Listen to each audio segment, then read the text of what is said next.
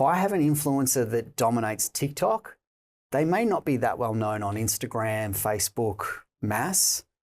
Dominate the world of TikTok, leverage their fame with the customer base that's there at high frequency. That playbook doesn't mean you'll be successful in other mediums. Agree. Or other channels. Yeah, yeah. And if they are, they may be successful in their own right as a non-identified piece of, a talent, Speaking of celebrities, celebrities 90% of the time build more fame for the celebrity than they do the sponsoring brand. 2024, a skincare brand owned by L'Oreal has never run a Super Bowl ad. Their agency finds an actor whose surname is already inside the brand name. And instead of casting him, they spend 3 weeks convincing Americans that he invented the company. Fake paparazzi shots of Michael Cera hauling bags of moisturizer around New York. Influencers speculating. Dermatologists publicly debunking him. And then the reveal on the biggest stage of the year, where he pitches to a boardroom of thoroughly unimpressed scientists. It's the most structurally perfect piece of celebrity casting that we've seen in decades. And it is the exact opposite of everything we've just watched. The science of advertising. Let's look at it now.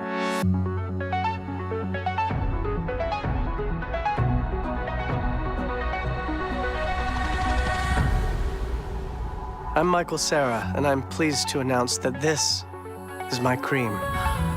CeraVe. Oh, you didn't know? Generosity. The truth has been hiding in plain sight. I am CeraVe. Oh. Can human skin truly be this moisturized? Oh, yeah. Wow.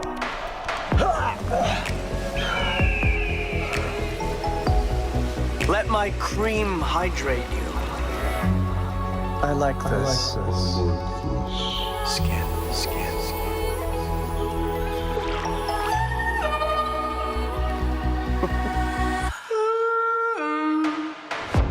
3 essential ceramides. All-day hydration. I'm telling them our story. CeraVe, developed with Michael Cera. V. That's me. CeraVe. Marcus, talk to me. CeraVe. I mean, I just love how it breaks the rules of the brand. The brand is developed by dermatologists, experts. And then this actually came from an insight on Reddit. The agency was looking at, how do we create a Super Bowl ad for CeraVe? And they found a few people asking on Reddit, is it developed by Michael Cera? And the agency's like, this is just too funny not to start this rumor. So that campaign launches with influencers finding Michael Cera in a pharmacy, signing the product and putting it back. It's a secret, and then it gets revealed on the Super Bowl. And I just love that they're like, this is our brand, we're screwing with it. And it comes from an insight of people asking a question, and then the agency leans into it. And then when they approach the talent, Michael Cera, he's like, I'm gonna do this, but I'm choosing the director. And he chooses Tim and Eric to actually to produce the ad. And it's just ridiculous. All these beauty cliches on top of each other. It's work of art, like one of my favorite things on the internet. It is. Pete, from a neuro perspective. Crazy. Well, from a neuro, executional perspective, which is completely different perspective to Marcus's, and now that I know where it came from, but we'll get back to that later. Great. It features the product as the hero really early on, and then of course it takes you on a journey. It's quirky, it's indirect, it's it's all tongue in cheek. And so from just a standalone execution, and I'm being a little pure about my analysis here, because we throw our opinions into, when you ask a question like that, we throw our opinions, and you might throw your knowledge of the backstory in as well, which I had no idea of. So let's just take it as a standalone creative. I think it does a great job. It's a long piece of execution, and it's got to hold you all the way through. If it doesn't, you still get CeraVe. Yeah. So no problems at all. So there's a short-term win, and is it a 60 or a 90? It's a long time to sit down and watch something. broadcast media, Super Bowl, fine. And the stickiness of that environment itself allows you to sort of be a bit more indulgent with long-form creative. I think it works. Notwithstanding, I had no idea about the background and that classic, what we're talking about here again, micro feeding the macro. I'm just commenting on the macro. Now, would the audience know about the micro and its origins? Well, I wonder if a lot of people watch this for the first time without seeing the TikTok build-up. Exactly. Maybe some people still believe this and they're like, oh yeah, well, Michael Cera makes sense, CeraVe. And if you're kind of watching it while you're half scrolling on TikTok during the Super Bowl, it's a rumor that this started. Yep. And that bravery for a brand of spreading something that's not true, it feels so wrong. So for a brand manager or a brand to be like, yes, we're going to lean into this and start your own conspiracy. Thank you for sharing that, Marcus, because I think that ad would be processed in two parallel ways. There's an audience that would see it in its purity and just say, oh, that's an interesting ad for CeraVe, probably a true story. And then there's the audience who know the backstory and know the micro and where it originated.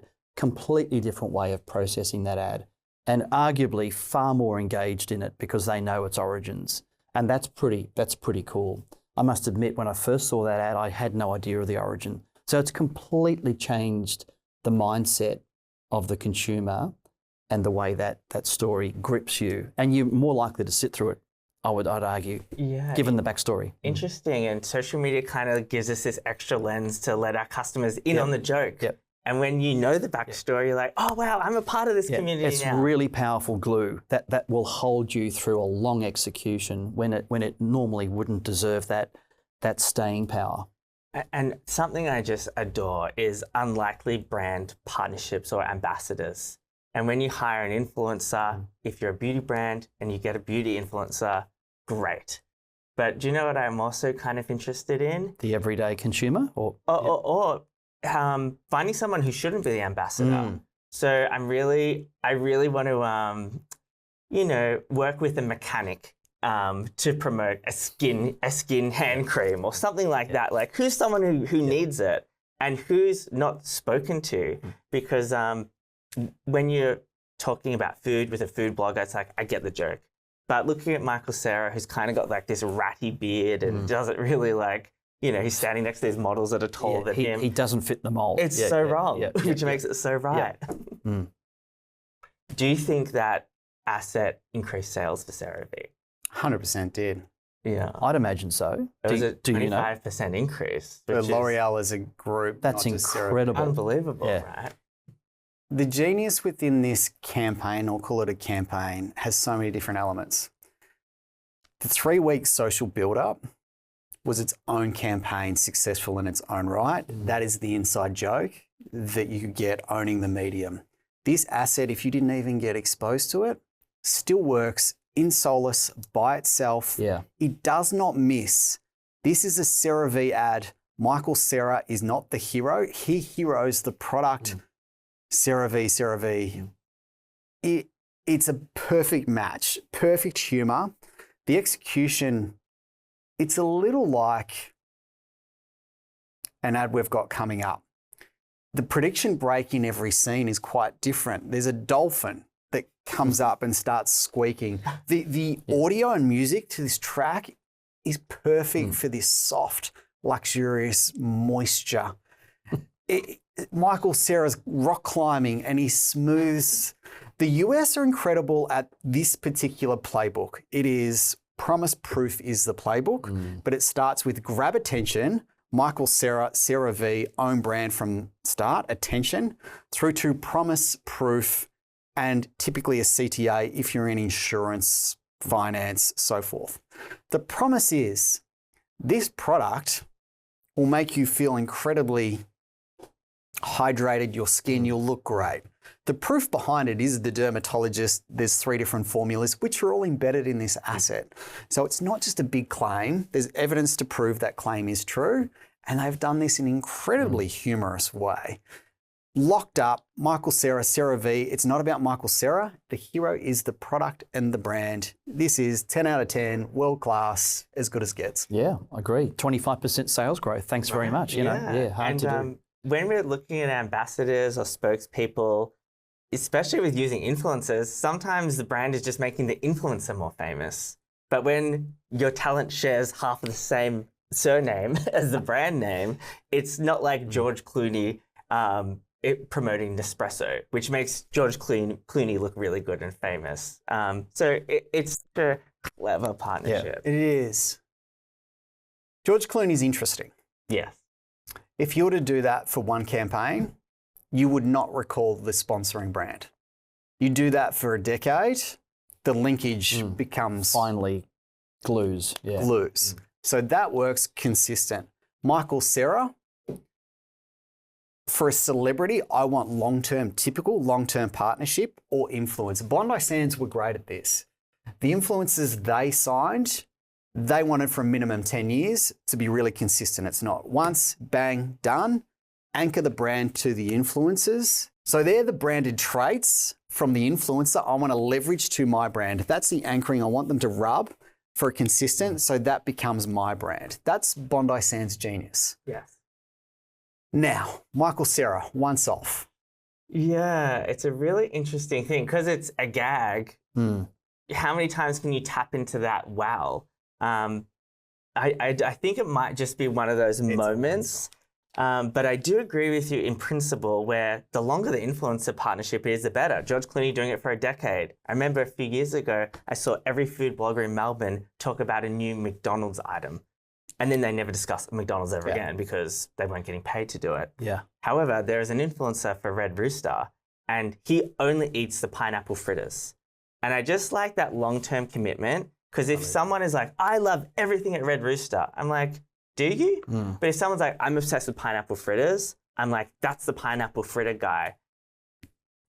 Yeah. Back to product. Yes. That's the playbook you need. I want to go try those pineapple fritters because whoever it is always eats them and I'm just curious. But I've had 20, 30 exposures to lead up to that decision gateway. Sydney Sweeney, who remembers the jean brand she was with? Yeah. American Eagle. Great work, Pete. Great work. If I was to ask 100 people, I'd be lucky if I had 90, 95 that could even get close to it. So why is that forgettable? Because I didn't know. Thank God you knew that. Thanks, Pete. Why don't we know American Eagle? Because it was once off and it did far more for Sydney Sweeney's fame than it did for the brand. Now, don't get me wrong. There was a short-term sales uplift, I'd strongly suggest, but they haven't gone back to Sydney Sweeney. One of the most interesting things is that there's a publicist in the US that works with celebrities. He knows there's a 15-month window to leverage fame. If someone's famous for a particular reason, there is 15 months that you want to leverage that fame. If the celebrity isn't in a movie, which helps bump up fame because the movie then gives them all the PR, they will look for an ad or a particular product that they could go cast for because this ad campaign gets their face and their identity back in the limelight, and this continues their cascade of fame. They need to have a viral famous moment every 15 months. If you're not, you become, or your value in your commodity declines quite dramatically. Sydney Sweeney, she does a great job of nearly every 3 months doing something to get fame. Beck Judd in Australia, I don't know what she does, but she seems to be in some sort of PR Pops up press here, somewhere pops up every there. 2 or 3 weeks. She does a great job of being very visible on a regular occasion.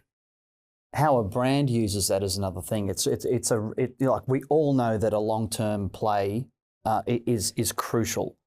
I would argue that it's interesting to go back just a step to CeraVe and the kind of the sort of pinnacle event, a Super Bowl event, and the gag. Because a gag is a one-time, one-hit wonder type of thing. If you accept that, and they've used completely the right mindset and the right event to do that, you would argue that it is possible to evolve the talent into another, a part B, a part C, which takes work and but that's the long-term playbook. But you've got to keep working at it. Another fun detail I love from the Michael Cera CeraVe campaign is they're sending out PR boxes to influencers, but instead of creating custom boxes or like, oh cool, I'm spending $40,000 on boxes with Michael Cera's face on it, they just use their usual PR boxes, but then they sticky taped a photo of his face on it. Love it. And just that So gag of raw and, you know. yeah, it just is so counterintuitive for a campaign like that, and I love it. Well, here's what I can actually stand behind. L'Oreal's own quarterly results said CeraVe advanced strongly in the US and internationally, boosted by the Super Bowl campaign. That's the company in the earnings statement attributing growth to the work. That's real. 25% is the agency's own awards entry. No stated window, no baseline, no geography. And L'Oreal didn't publish individual brand revenue, so nobody outside the building can check it.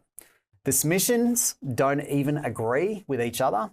Only says 9 billion impressions before the reveal. 9 billion impressions before the reveal, that is the social strategy, the hero asset, Super Bowl.